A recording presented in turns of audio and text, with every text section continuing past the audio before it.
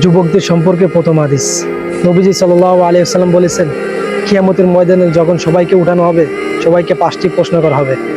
এই 5টি প্রশ্ন করার আগ পর্যন্ত কেউ সামনে আগাইতে পারবে না, কেউ পিছেও যেতে পারবে না। সূর্য থাকবে একাত উপরে। বুঝতে পেরেছেন কতটা ভয়ঙ্কর হবে?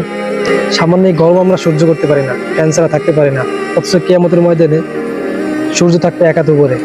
ওই দিনকে এই পাঁচটা প্রশ্ন করার আগ পর্যন্ত কেউ সামনে আগাইতে পারবে না, কেউ পিছিয়ে যেতে পারবে না। এক, তোমার পুরো জীবনটা তুমি কিভাবে ব্যয় করেছো? উত্তর আমাদের রেডি আছে? আমরা বলতে পারবো সেই দিন আমরা আমাদের জীবনটা কিভাবে কাটিয়েছি। নাম্বার 2, তোমার যৌবন তুমি কিভাবে কাটিয়েছো?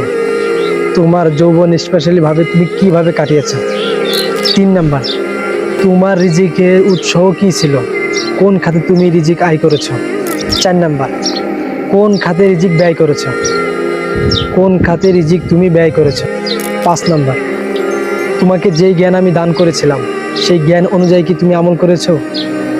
আল্লাহ পাক সবাই আমাদেরকে এই আমল করার তৌফিক দান করুন।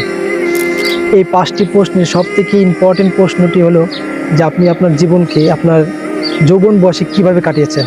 যুবক ভাইরা, কিভাবে আপনার যৌবনকে কাটিয়েছেন, সব থেকে ইম্পর্টেন্ট এই প্রশ্নটি।